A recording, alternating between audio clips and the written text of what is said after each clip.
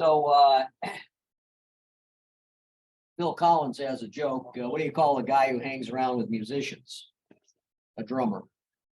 I'm kind of the guy who hangs around with historians, and I'm first of all, I'm humbled and honored to be here. I am not a historian by trade. We'll wander into how I got to where I'm presenting here.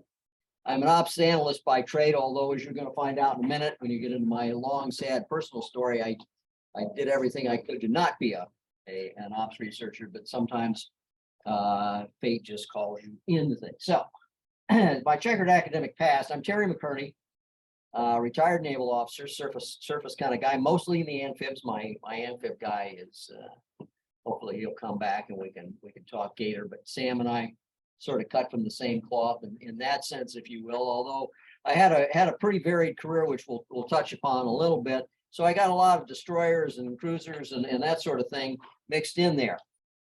But the reality was that I wanted to go to the postgraduate school. I wanted to go so bad that I was going to get out of the Navy.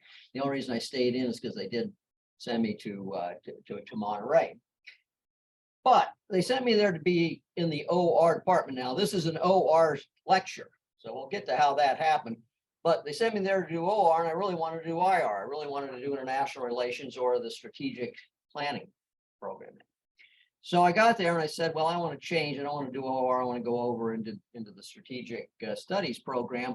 And the Bureau, in their wisdom, for all those of you who are Navy types, said, well, we'll fix you, McKearney. We sent you there for 27 months and we're not going to move you a day earlier.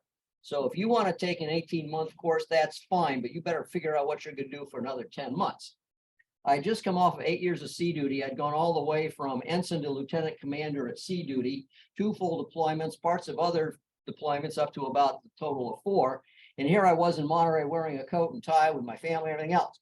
Gee, hit me, hate me, hurt me, and throw me into that briar patch. But I had to find something to do in those other 10 months. One of the options was they wanted to make me the admiral's EA because he had gotten promoted to commander and had to leave. I said, I don't want to be part of that. So I belonged to the OR department. And Sam mentioned Wayne Hughes, and Wayne Hughes is just one of those people. Obviously, most of you know him from his work in fleet tactics. To me, he was a terrific mentor and a terrific friend. And he was the head of the OR department at the time as a Navy captain. I still belonged to him. So I went and said, well, what are we going to do here?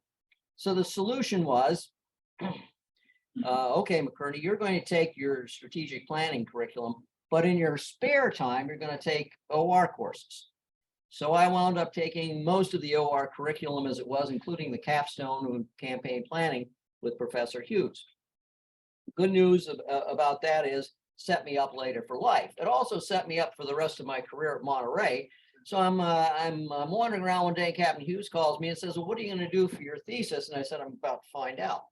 Now, note to anyone who's in any kind of a program, whether it's a master's, a PhD, or what, when your advisor calls you in and tells you that he would like you to do something with your dissertation, your thesis, or whatever, ride the horse in the direction it's going and do what he wants you to do. And in that particular case, as Sam mentioned, Wayne Hughes was writing his book on fleet tactics, and he needed slave labor to look specifically at the battles of the Solomon and the examples that they were of naval warfare and naval attrition, which we will discuss some in a little bit.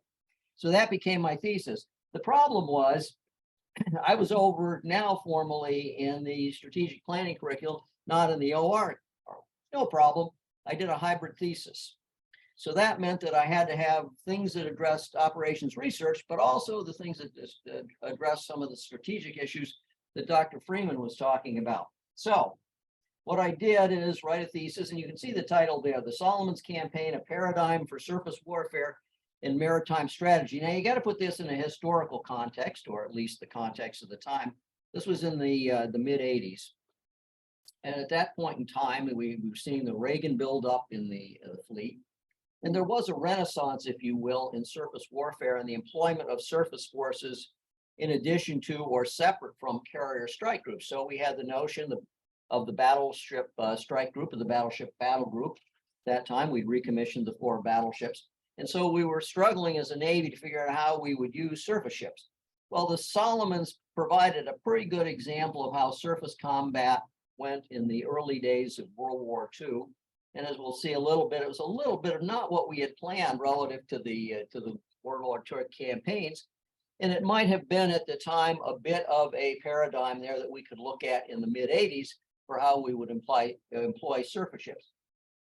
Might even think about it from today. But from the OR department's perspective then, like quantitative analysis of classic naval warfare in the sense of looking at attrition, difficulties in intelligence and scouting, and how you throw together fleets in an ad hoc way to do battle. Because the Solomons was very much a pickup campaign. And there are folks in here who know a lot more about the Solomons than I do. And I'm not going to dive deep into those, but I hope we can get to some of those questions when we get to the end. Now, finally, though, well, I left Monterey and said, I like being a strategic planner. Got sent to the staff of the commander of amphibious forces in the Western Pacific, where I worried about attacking the Kurils and Ballender Abbas for a couple of years. I was in my glory, got the Q code as a strategic planner and a Far East affairs expert. Thought I'd never have to look at another mathematical equation again until I retired from the Navy. So here I am in San Diego. Didn't want to go back to DC. My wife didn't want to go back to DC, so I got to find a job in San Diego. Well, unfortunately, there's not a lot of geostrategic planning in San Diego. As I say, I'm standing on a corner with a sign, we'll do geostrategic planning for food, no takers. But I did get called into an interview by an ops research company run by a fellow named Irvin Capos. Some of you may know Irvin Capos. He was the founder of the Operations Evaluation Group in the CNA in the 50s, so pretty OR-y kind of guy. Come into the interview, the first question he asks is, do you know Wayne Hughes? Well, yeah, I do. And guess what? I get hired to be an ops researcher. Luckily, I did have the academic background to do that as well as the strategic planning background. So, Going forward. it's not okay. So what was my assignment for my thesis for Wayne Hughes? Study the night battles of the Solomons. For the OR department, focus on weapons effects, focus on what the decisive weapons might have been, and the role of tactics and doctrine as they may apply. For the strategic planning department, what was the process that the strategic planning between the wars and how did it influence how we wound up fighting in World War II? And some of those factors included the treaties of World War II, which is Dr. Freeman intimated. The treaties of World War II wound up making the cruisers primary weapons in the fleet, where they weren't exactly designed to be that way. And the strategic role of the Solomons campaign in the overall war effort was also a foundation of the thesis for both departments, both attitudes towards the work I was doing. Well, how prepared were we? The games, the exercises, we're going to talk a little bit more about some of those that Dr. Freeman talked about. In those instances where he and I disagree, he's right. But we also talked a little bit about command leadership in the course of doing this study. There we go. Okay. So what did I do? Well, I read a lot of secondary sources. Again, I do want to stress, and I am humbled to be here, I am not a historian. At the time, I was a naval officer and a student in the Operations Research Department at Monterey and the Strategic Planning Department at Monterey. Not a historian, but I was lucky. I got to crawl around the Naval War College archives, got to crawl around in the archives at the Navy Yard. And that led me to do a couple of other things. I got to interview some experts, primarily in current strategy at the time. So fellows like Dr. Pipes at Harvard and so forth. I got to analyze those key elements of the games of World War II, the plans, the games, the exercise, and again, a little bit talking to what Dr. Freeman spoke. I broke down each of the battles. I went through Savo through Cape St. George. Now, those of us familiar with the Solomons, you can argue about where you're going to put the marker on where the Solomons campaign began and where it ended. It was a very multifaceted effort. I looked at the battles from Savo through Cape St. George. Those were 11 separate battles. I looked at them from a couple different aspects, and a couple of them I broke up. And so we had 13 separate studies that I did. I looked at them from a data analysis perspective and wrote a narrative of each. And what I did was I made a model that we'll talk a little bit about where we would have fought the battles if we had fought them the way we wanted to as the U.S. Navy, as opposed to the way we had to fight them. And kind of here's one of the big reveals at the end, folks. We wound up having to fight the battles the way the Japanese wanted to. And that's why we lost so badly, particularly. Wrote a lot. Got my thesis back there. It's old. It's, torn at the corners and so forth. Wound up being about 276 pages, which is about 150 pages longer than most of the theses at the postgraduate school, and I had a lot of appendices because of that. So the cool things I got to do, and again, we're sharing a little bit of my experience as an amateur historian here. Got to go through the archives at the War College and really looked at the way the fleet exercises and the interwar games were reported out. Again, some of the things that Dr. Freeman talked about. I looked at the rules of the game, and I dove down into some of those, and you'll see what some of the results of that were. And the idea here is as Dr. Freeman pointed out, just about every senior officer went through the War College during the interwar period. What they learned at the War College, the way they played those games at the War College shaped their thinking, and it shaped their attitude toward how you fought battles at sea. Archives in Washington, terrific resource. The details on shipbuilding and plans. We all think of Ernie King, you know, his comment that when the war starts, they call for the SOBs, and that's why they called for him. Ernie King had a real history before that. He was a carrier CO, and we'll talk a little bit about that maybe later on. But Ernie King also was the Navy's first operations analyst. So got to hold a piece of paper that he wrote in the late 30s, proving that the United States would not be ready to fight Japan until 1943, based on the shipbuilding program that we could sustain at the time. So when we started fighting in World War II in 1941, obviously we were prepared to do that. Ernie King became the chief of naval operations and the commander of the U.S. fleet, fully knowing that because he had done that study a couple of years before.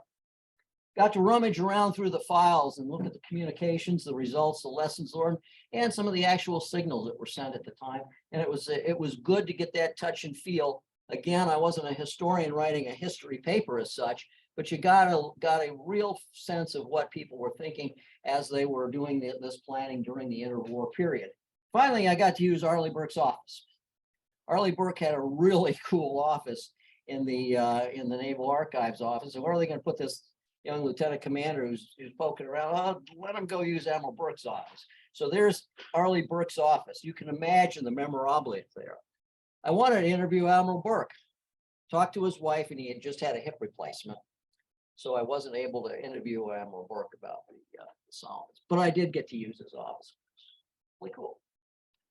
Take a step back. Why are we looking at the Solomons? And again, the ultimate reason was because Captain Hughes wanted to look at the Solomons as he was writing fleet tactics. But what was important about the Solomons? First defensive campaign of the war. We started the Solomons campaign 8 months after Pearl Harbor, at the height of Japanese victory disease.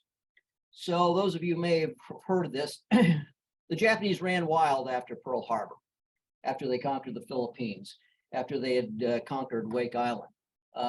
They moved into the Indian Ocean. And the common feeling among the Japanese staff was that we can do anything we want. That later became known as their victory disease. It led them to become overextended. It also led them to not be doing clear thinking about what they wanted to do next. They were turned back at Coral Sea. They were defeated at Midway. So the next step, forced by King for the most part, let's go to the Solomons. Let's go to the Solomons and at least start a campaign that puts us on the offensive, again, just 8 months after Pearl Harbor. It was a quickly put together plan. It was a pickup team, and it was not part of the off-the-shelf plan. And one of the things that I uncovered and discussed at length was we really didn't expect to be fighting a war like we were in the Solomons. Again, it was not part of our main efforts that we've been talking about already, the plans, Orange, and so forth. This was a pickup game. This is what war is like. You wind up doing things that you wind up doing things that you didn't think you were going to do for a whole lot of reasons. Looking at that from the 1985 viewpoint when I was writing this, again, we were talking about surface warfare, and the Solomons was an absolute perfect example of how surface ships were used back in that time place. It also fit into some of Captain Hughes' theories about attrition at warfare. But also in 1985, if you take a look at the U.S. from a strategic perspective, these were the days of layman's maritime strategy. Part of what the U.S. Navy was trying to do at that point in the Cold War was find relevance. What can we do as the U.S. Navy to influence a war that is going to be primarily fought in Central Europe. So the strategy at the time that the US Navy was pushing was one called horizontal escalation. And that is war on the peripheries of the main effort. What can we do in the Western Pacific to influence the Soviet Union? What can we do on the peripheries of Indochina to influence the main battle that might be going on in Central Europe? So horizontal escalation was one of the theories that we were talking about in 1985 as part of our strategy. And you realize if you take a look at the Solomons in the context of World War II, it was very much a horizontal escalation effort in that same vein. It's an effort off the main axis. It's not the war we intended to fight. It was not the war that was going to defeat Japan. It would help in a nutrition sense. It would drain some of the Japanese resources, but it was a way to kind of enlarge the war, hopefully to make our strategic position down the road look a little bit better. Whether it did or not, up to debate, and we can talk about that. What was different about the Solomons was they were engagements of forces of less than fleet battle strength, not the large-scale Mahanian conflict, if you will. And it was in contrast to the doctrine of both sides, ironically, where you saw cruisers and destroyer and surface forces as the main elements of the fleet. There were only a couple instances in the Solomons where we committed battleships and the Japanese committed battleships, not in a traditional role, but more a shore bombardment, and then our interdiction of them with our battleship force under Willis Lee in the second naval battle of Guadalcanal in November of 42. And then the sparing use of carrier forces, really only two major carrier battle engagements that were linked to the Solomons, and only used sparingly when we needed to and when the Japanese threatened. Other than that, we were relegated to using surface forces in the Solomons. And those actions, by the way, were characterized as actions at close quarters. Our doctrine had shied away from that. We can talk a little bit about how the games and the fleet exercises did not lead American commanders to want to fight that kind of a night close-in battle. There was air support that was used mostly from the shore base. That integration was interesting. It was difficult, and it may have been played in some of the games, but it really wasn't rehearsed very well. They were largely tactics that the US Navy was unprepared for. Japanese night fighting techniques were superior to the way we wanted to fight battles for the simple reason we had emphasized long-range gunnery as our way of doing surface engagements. The Japanese, realizing this, decided the way to fight was to use torpedoes that we didn't even understand the capabilities of when the war started, and use them, sneak in close, very violent battles, and then withdraw. Not the way the US wanted to fight. So the technology then and the operational opportunity also came together in the Solomons. We had radar, but very often our radar was not as good as the Japanese eyeballs when it came to detecting and helping commanders make decisions. Commanders had to learn to use that technology, and they didn't learn to use it very well at the beginning. So what shaped our strategic and tactical thought relative to the Solomons? One, there was the pervasive notion that we would fight Japan. 1919, Hector Bywater writes a book called The Great Pacific War. Anybody familiar with that? Well, you know what Hector was talking about at the time is that the war would start really over an attack on the Panama Canal. But if you take a look at that and then project virtually everything that we did in World War II, the main thrust through the Central Islands, was very much what we adapted as our strategy. So we've been thinking about this for a long time. The strategic environment between the wars was such, yes, there were treaties, but generally the global economy was such that the US was not building naval forces the way it should have been. It took us to 1943 to build up to the limits of the 36 treaty that we had agreed to. We didn't prepare ourselves. We didn't use the treaties. We didn't use the treaties as a way to shape our force. We used the treaties as a way to not build what we said we would. Games and fleet exercises were very important in our forming the strategy for the World War II, and we've talked about that already. But I have a little bit different take. Relative to the Solomons, I'm going to say that the games were false prophets, and as I wrote in the thesis, the exercises, the fleet exercises, were unheeded Cassandras. Our planning process, we had formal war plans, we also had the rainbow plans. So there is a difference between formal war plans and a difference between the informal war plans, which essentially the Orange plans were. The Orange plans were formed separately as part of the strategic planning that the forces and the Navy did, just in their due diligence of building the required capabilities they needed.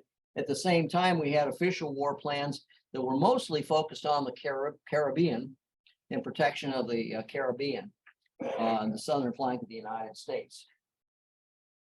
The other thing that's very interesting about this, and we talked a little bit about this, we took a very broad view of who we would fight during the interwar period. So the rainbow, there were the colors of the rainbow were more than just the orange, red, black, and so forth. And we had colors all the way representing the Turkish Navy. We had colors like chartreuse representing the Caribbean navies. We had this broader vision of how we would fight, and in an academic sense, in a professional sense, we were committed to doing taking on all of these opponents as we prepared ourselves to fight World War II. So taking a look at the Interwar Games, total games played about 316. Out of those, total games played in the Pacific about 212. So when we weren't fighting the Japanese, Orange, we might have been fighting, as Dr. Friedman pointed out, we might have been fighting the British, the red. British were red in those days, by the way. Might have been fighting Germany, black. Might have been fighting the Turkish. Might have been fighting other folks. Three out of the 316, though 212 were against the Orange forces. Games with emphasis on the Central Pacific and the Carolinas, 43 of those. Games with emphasis on the Philippines, only 11. We did not want to go to the Philippines. Again, the MacArthur gambit, if you will. But the United States Navy was not committed to going to the Philippines. We did not want to go through the Philippines. We wound up going back to the Philippines in 1944 because we could. We had the resources, and again, with MacArthur, the political environment at the time, it made sense for us to just go ahead and give MacArthur his chance to go back to the Philippines. We did not want to fight the Philippines. We, the Navy, didn't want to fight through the Philippines. We wanted to go through the Central Pacific. Logistic operations, games in the Northern Pacific, we talked about that. Only played 6 games in the Aleutians and so forth. Taking a look at the specific strategic tactical thrust, battle line engagement, 60 of those games. Convoy logistics operations, 54 of those games, because we did realize very early on that the war in the Pacific was going to be a war of logistics. Cruiser destroyer actions, only 29. Again, Solomons was a cruiser destroyer action. We did not think about those in the same level of intensity that we thought of the larger campaigns that we would fight in World War II. What about the rest? Naval leadership had a robust view of who we would want to fight. And as I pointed out, we fought against all the colors of the rainbow within the context and the framework of those 313 games. So was Nimitz right? We all know Nimitz' quote, right? Nothing surprised us in the Pacific except the kamikazes. That's not strictly true. The Solomons was one of those places where we were surprised. And the games didn't particularly prepare us for the Solomons. And we'll talk a little bit about that. So taking a look at the 1934 games. American cruisers more effective at 18,000 yards than 15,000 yards. What am I saying here? We wanted to fight long-range gunnery battles. We had emphasized the training in gunnery. We emphasized the technology of gunnery at long range, fire control systems that were sophisticated, type of batteries and the type of ammunition that would do well at long range. We wanted to fight those battles at long range.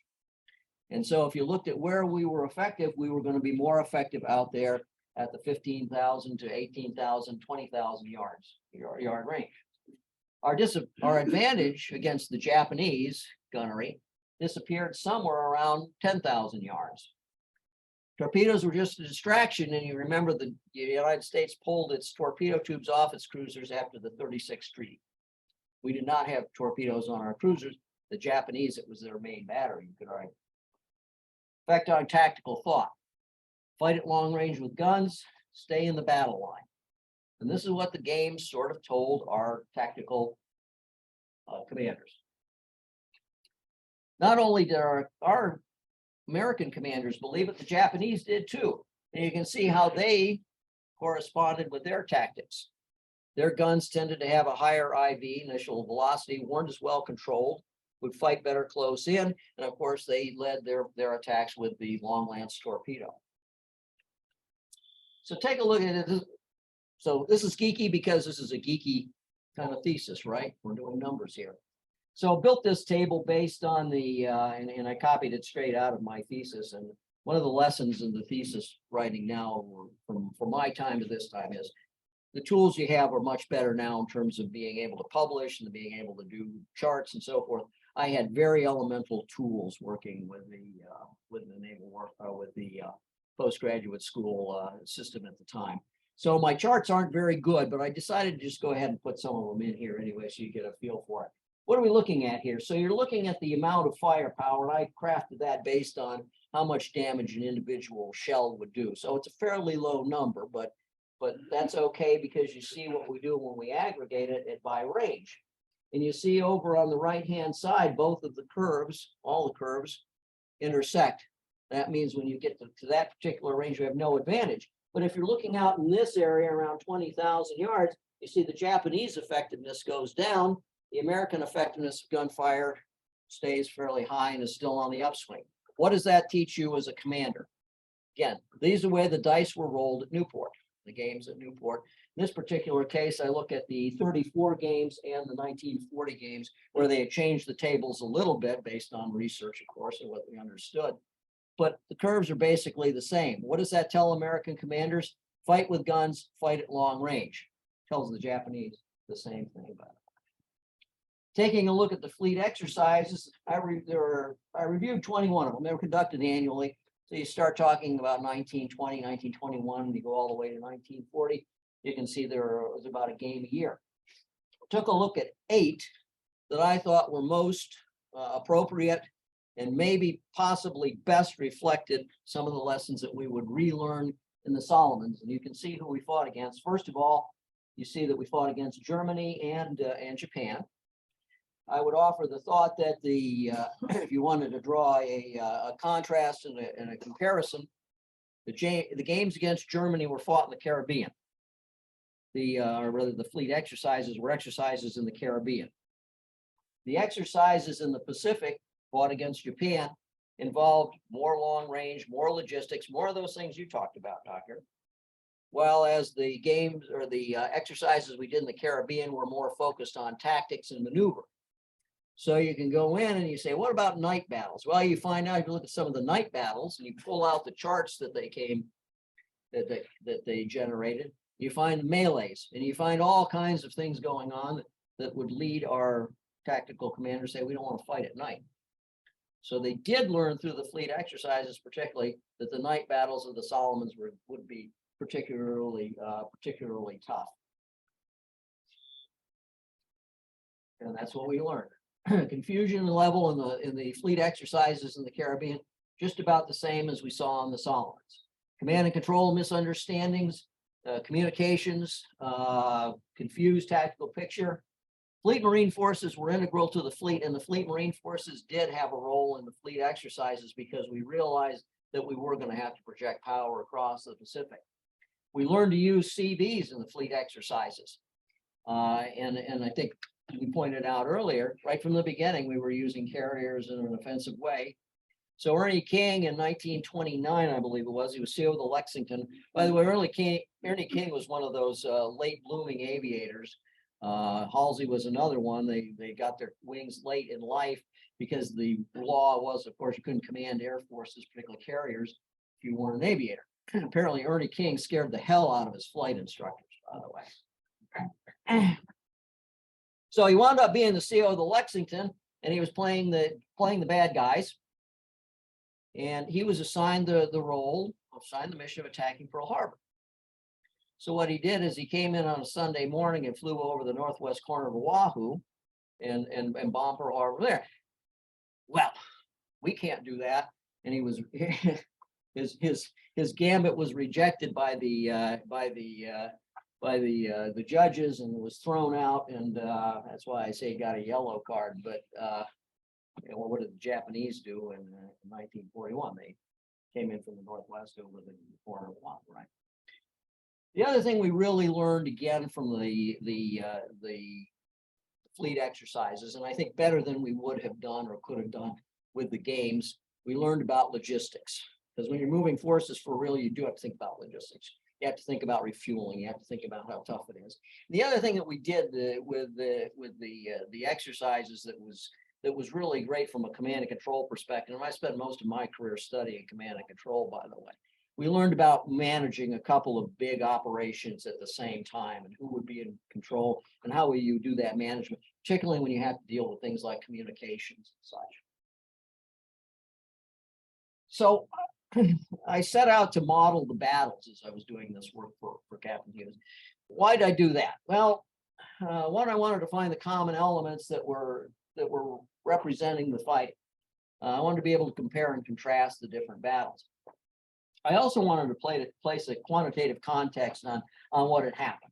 How can you measure things? How do you really characterize what happened with numbers? Where are the insights and the aha moments you get when you start looking at numbers? Now, again, I became a numbers geek, and that's the thrust here. How do we look at things from a numeric point of view? And numbers provide you a framework for that discussion at a different level than you might get if you're just telling stories from a more narrative perspective. And that allows you to study what might happen. And so that's why I wanted to build a model as part of my thesis work. So to develop that model, I took 3 key factors in, and these can be argued about. How do you characterize a battle? And you can talk about the will of the commander, you talk about the intentions of the commander, you can talk about a variety of effectiveness elements in the different forces and the force structure and so forth.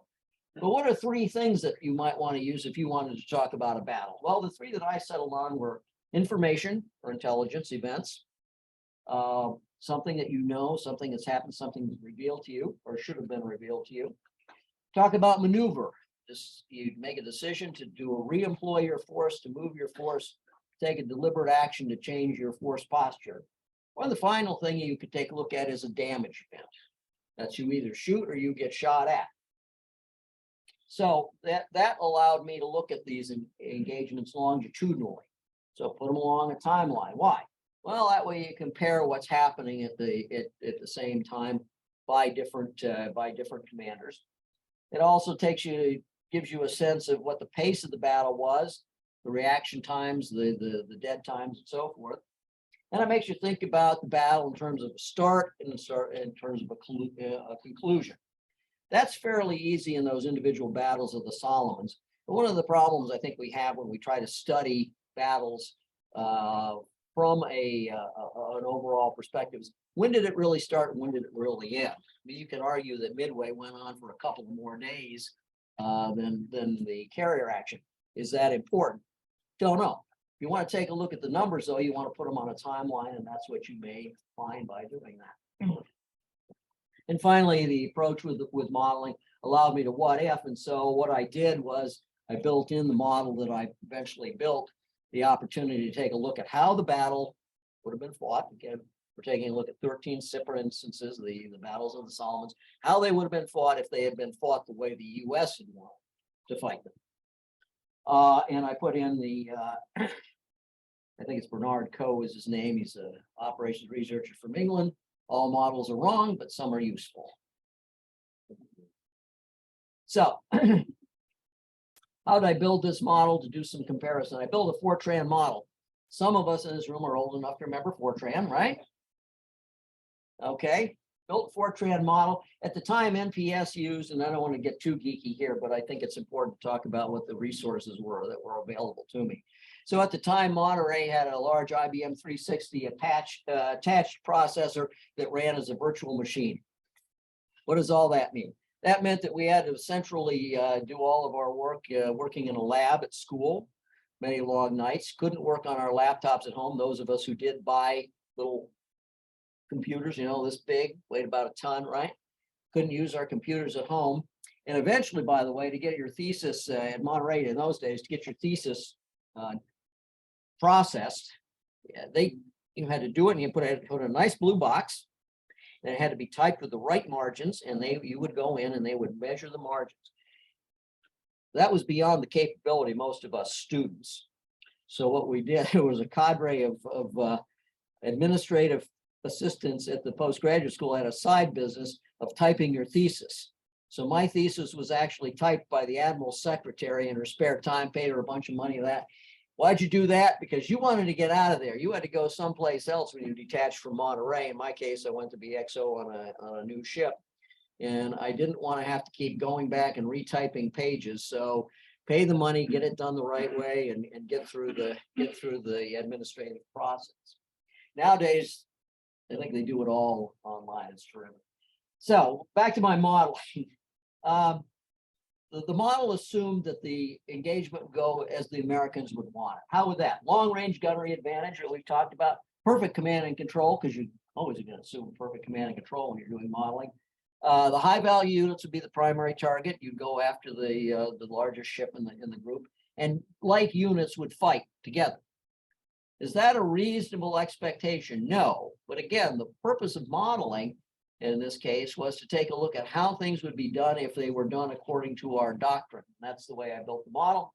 I did use same operational conditions as were fought in the Solomons, which meant nighttime, which meant, according to the rules of the game, again, was using the Newport game rules, that at night there would be a degradation in the fire effects tables that we already took a quick look at. And that degradation would be somewhere between 50 and 80%, and the fighting would be at close range. The inputs into the model were the range that fire was opened and the engagement commenced. Torpedo data, and the initial data I put into the torpedo data was a probability of hit of 10%. That wasn't too bad, and we'll see some actual data in a minute. The gun data came from the tables at Newport, and the damage from gun and torpedo damage was integrated in the model. Now, back to the games at Newport and their ability to predict how bad things would be as commanders trained on those games. The overall effectiveness of the torpedo was not well modeled in the games at Newport. The effectiveness of torpedoes was modeled in the games at Newport along the lines of the way they modeled gun damage. And the gun damage was modeled as an incremental degradation of power and capability to the individual ship. So you took so many hits and you began to lose speed. Then you took so many other hits and you began to lose your fire control and so forth. That's not the way it really worked. If you take a look at what really happened in the Solomons, the torpedo damage was devastating to a ship, whether it sunk it or not. So this notion of gradual attrition as modeled by the games in Newport, and then in my model as well, was a little bit too generous to the ship being attacked. And actually, what they modeled, to be precise about it, a torpedo hit in the games at Newport was valued at about 2.7 14-inch gun hits. It was really much more devastating when you looked at it from actual combat. Model results and insights. Long-range gunnery would have benefited the U.S., but it also would have helped the Japanese too. If the Japanese could have opened fire earlier, they would have had just as good an advantage. And in the real battles of the Solomons, they often did. The massing of firepower was good. Short and intense bursts had maximum effect. You can go back to that chart. If you're fighting at your optimal range and you load on the firepower from the guns, it works the best. But torpedoes are decisive no matter who uses them. And that did come out in the modeling that I did. And the biggest lesson I think I learned from the whole thing, and I think was evident in the battles of the Solomons, and very elemental to Captain Hughes' thinking as well, is shoot first and cause the most damage, and you will have the advantage. So analyzing the battles themselves, I'm not going to go through each of those, obviously, but did a deep dive into each. I focused on three aspects, and they're the same three aspects we talked about earlier. Something happened relative to intelligence or information being passed to a commander. There were maneuver events in the analysis that I did of each battle. And then finally, I looked at where damage was done in each battle.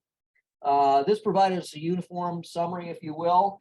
It was data-centric, losses and those sort of things, again, all placed on a timeline. And then I did do a narrative of each battle as well, to take a look at some of the aspects that were that needed to be summarized relative to the data. So I modeled each engagement then, and then we did a comparison. This is the way I depicted a standard battle, and I had to rebuild this because the graphics again were so crummy when we did them again 40 years ago, right? But you can see that on the left-hand side, I got American events. On the right-hand side, I've got Japanese events. Then you model them along the timeline, and you see you can see the code I have here. So we had intelligence events and then maneuver events. So this is the cruiser action at Guadalcanal, and that was probably the most vicious of the melees that were fought in the Solomons battle. That's why I decided to push this one up here. As you can see, the Americans had a pretty good idea that something was out there, radar contact, and that radar contact was not communicated well to Admiral Callahan, and he paid for his life with that. Did start maneuvering the forces, maneuver. Japanese kind of stayed in one particular, kept coming on, knew the Americans were there, kept coming on. Their first intelligence event, they first sighted them again almost 15 minutes after the Americans had their first radar contact. And then all the firing, and as you're familiar with the Battle of Guadalcanal cruiser action, you know it was just a very much a melee, a very very brutal close-in event. And you see all that was clustered around 25 minutes after the first contact was made. So the value again of using a timeline like this and focusing on a couple of events, in my mind, is a good way to kind of make all your assumptions right out there. It allows you to compare and contrast. Look how much warning the Americans should have had, as opposed to the Japanese getting their first inclination. But it wasn't until right here they both saw each other visually that they really were able to then commence action. Why? Because up here in this time frame, we were not able to pass the information adequately to Admiral Callahan. He was not able to use the information that was being generated by his radar to effectively maneuver his forces, while the Japanese stuck to their plan and just kept coming. I did a tabular summary for each of these, and this one is reprinted from the thesis just as it was. And again, we're looking at that particular conflict, and you can see how the losses, again, primarily the American losses were due to torpedo. You can see the total number of guns and so forth. Covered that as well. Obviously, some statistics in there. First contact was American, but the first gunfire was Japanese, and the Japanese were the first to use torpedoes. In fact, they were the only ones to use torpedoes in the battle. So, why did my predictions? These were the battle predictions, if you will. In my battle predictions, and I ran the model. The U.S. would have lost cruisers because they would have gone after the Japanese battleships. As it turned out, in the real battle, the Hay was hit early and withdrew, and didn't play a role in the cruiser battle that followed. That was not in the way we would have modeled it or the way we would have wanted. We would have gone after the battleship that would cost us a couple of cruisers, and we would have gotten the battleship. So that was the value of doing the modeling, as opposed to seeing what was actually happened in that particular battle. Big takeaways. You fight as you train, and the prejudice you develop in that training, be it at the war game, gaming center, or at the fleet exercise, those are what you carry into battle. And the force that fights its own way usually wins. Call that imposing your will on your enemy, if you will. But it's really primarily getting in the first strike and determining the pace of battle based on that. Commanders have different skill sets, or put it directly, some are better at some things than others. So if you take a look at the larger picture of the Solomons campaign, Gormley versus Halsey. So Gormley was the first commander of the Southwest Pacific area where this was fought. He wound up being very timid. It turned out he had some medical problems. He did not have a large staff. He refused to move his staff ashore, and he was not very aggressive. And eventually Halsey and King realized he had to be removed. Who do they put in there? They put in there Halsey. Well, Halsey had his own faults as a commander. I'd maintain overall Halsey was a terrific joint force commander. but ironically, a terrible tactical commander. You think about his performance in the Atlantic Gulf, the typhoons and so forth.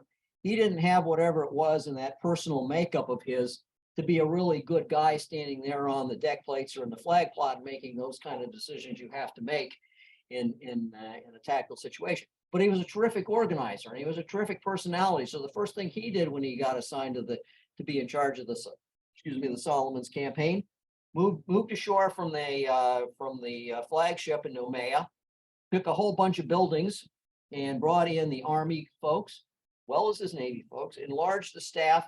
And he built what was really the first joint staff, and that is the force that then later moved up the Solomons and won the campaign. You can also look at Callahan at his performance of the Battle of Guadalcanal, brand new rear admiral, went to the San Francisco as his flagship primarily because that had been his command. He was more comfortable with it, although it didn't have the best radar. And these are days before CICs, by the way. He paid for his life with it. On the other hand, the following night, Willis Lee knew how to keep his forces, his battleship forces, held them back till he recognized where the Japanese were putting their main force, and then he moved into attack. So there's different skill sets that different commanders bring to the fight, and those have a very direct bearing on how the battle comes out. Horizontal escalation, unproven. It is difficult to say that the Solomons was an important campaign in the larger context of World War II. I think that's a good debate to have, and one that was central to my thesis. And I had to say, couldn't prove that it was valuable at the time. It certainly had some value in terms of public relations. It certainly taught us a lot about the Japanese mentality toward fighting, although the reality is that it was an off-axis campaign. We lost a lot of ships that later had to be replaced, and it was an important morale booster for the American people. Did it really influence the war? My contention is that it did not.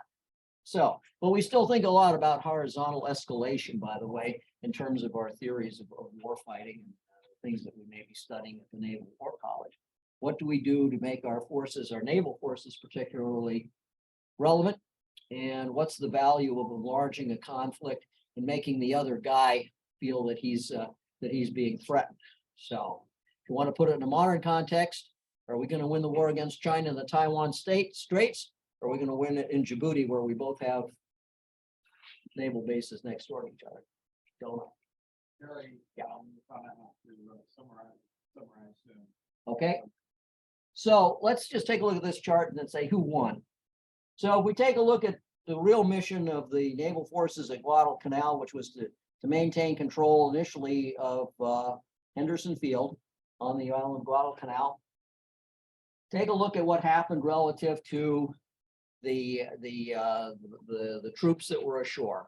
Remember, it was the United States Navy's responsibility to keep Japanese troops off of Guadalcanal. It was the Japanese goal, at least through the December of 1942, to move troops on. And what you see is the Japanese did a pretty good job of putting their troops on. We started out the battle being outnumbering the Japanese, of course, 3-1. By the time we were finished in November, it was parity. So if we take a look at whether or not we strategically won the Battle of Solomons, we probably didn't. The torpedo versus the gun. I think we ought to talk about that later too. We ought to wrap it up.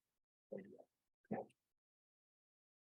What I'd look at today, by the way, I think there were some things that now, if I had to redo this, I'd look at the importance of SIGINT. SIGINT was just being declassified when I was doing my thesis, and I wasn't able to really research it. I would also look more at command and control. I want to give a shout out to NPS. It's a great place for a student to go mid-career, take some time off and really study something. And really the research that I got to do would have been something that nobody at my stage as a non-historian would have had access to. It was terrific. Can history leverage OR? We'll talk about that as we go.